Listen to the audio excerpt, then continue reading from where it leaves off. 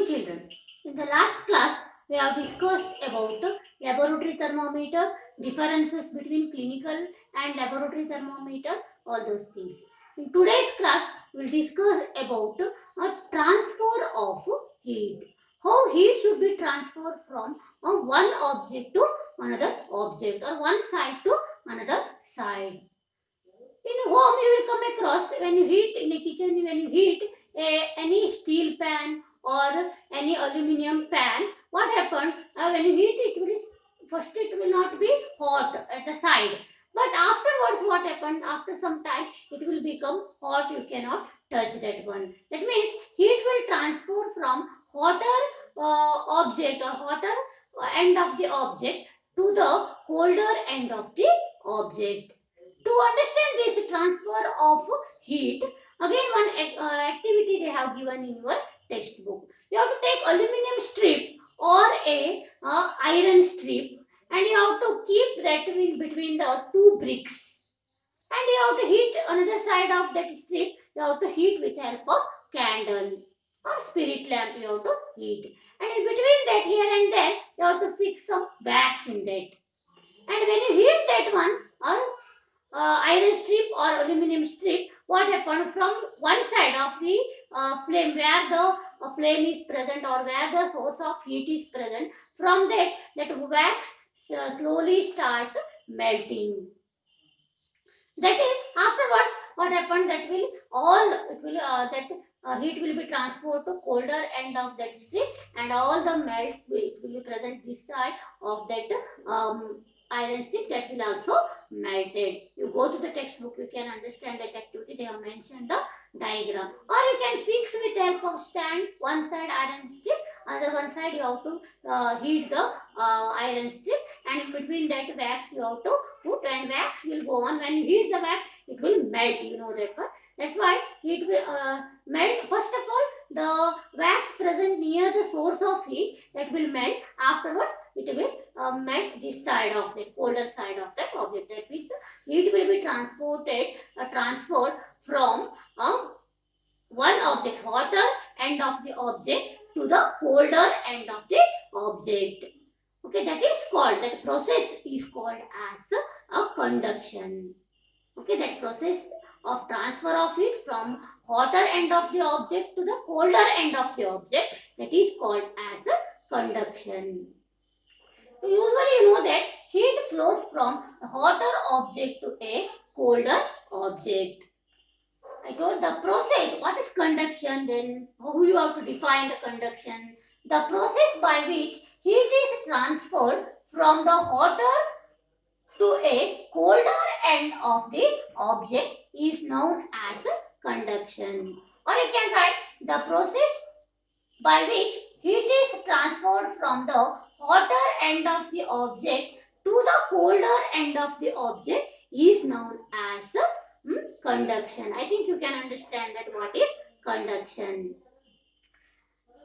You can come across this process in solids. Usually in solid, transfer of heat takes place by the process called as conduction. In solid materials, you will come across transfer of heat by the process called as conduction. In liquid as well as in somewhat in gas, you will come across, usually in liquid you will come across transfer of heat by the process called as convection.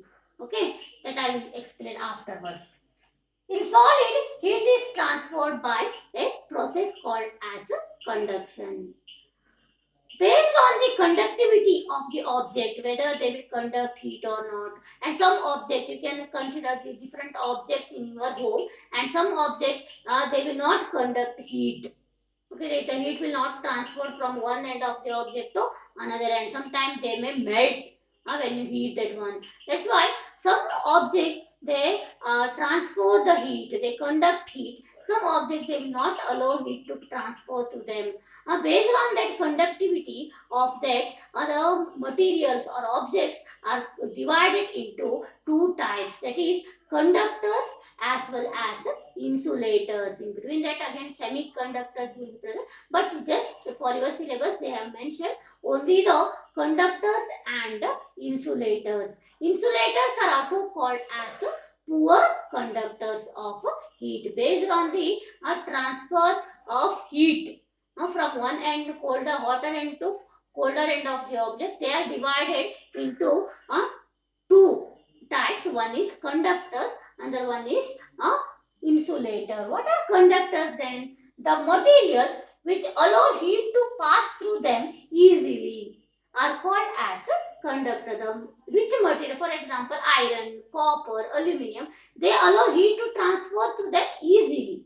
They are called as conductors. Some materials, they do not allow heat to transfer through them. They do not allow heat to transfer to them easily. They are called as insulator, or they are called as a poor conductor. Examples for insulators are aluminium, iron, copper. Sorry, example for conductors are aluminium, iron, copper. Example for insulators are plastic, wood, etc. Sometimes if you consider pure water, air, they are also water poor conductors of heat. That means here the materials which do not allow heat to pass through them easily are called as poor conductors or insulator. Poor conductors or insulators are one and the same. Examples, you can give any example, not only this one, plastic, wood, they are the common examples you can give. Any object you can consider, and they are mentioned in your textbook. You have to make list of the object which will transfer it and which will not transfer the heat, which are considered as conductors and which are considered as insulator. You have to consider. Okay, next we will go for another type of transfer of heat, that is by the process called as convection. To understand that convection of heat by in water, they have mentioned a very important activity that you have to consider. To conduct this activity, we require some of the apparatus or some of the materials. First we require round bottom flask. This one is round bottom flask. And then you require water, and you have to require some crystals of potassium permanganate. That is a symbol of the molecular formula of potassium permanganate is KMnO4. Okay, that is potassium permanganate. That is a crystal. Okay, that when you add this to the water, it will become somewhat pink color.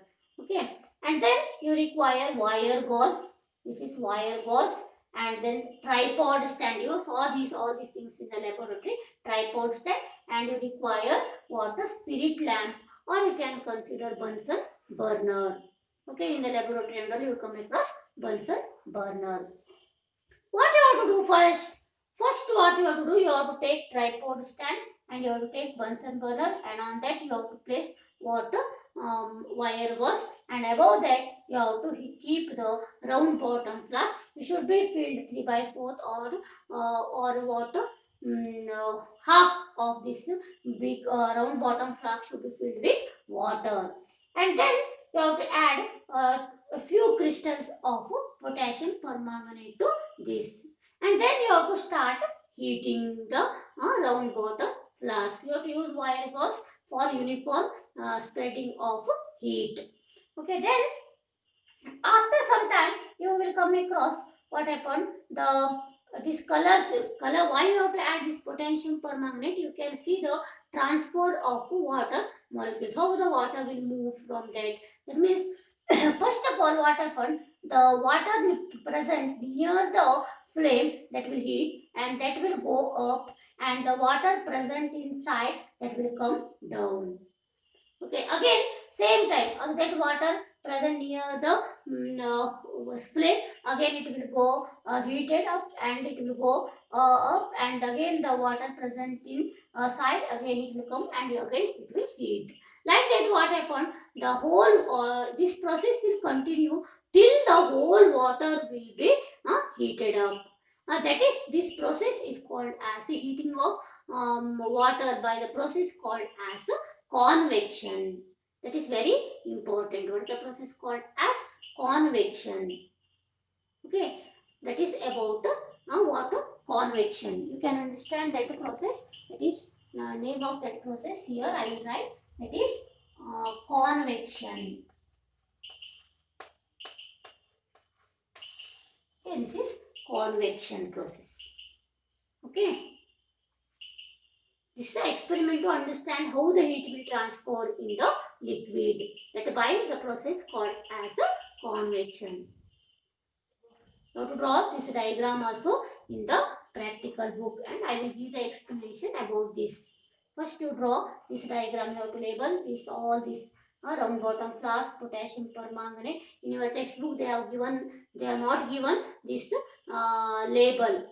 You have to label that one. This chart you refer and this board you refer, and you draw that diagram in the practical book. I think you understood how the heat will transfer, and what is conduction, what is what are conductors, what are insulator. And you go to the textbook, they have given different activities, and read the textbook once. If you have any doubt, you can ask. Thank you.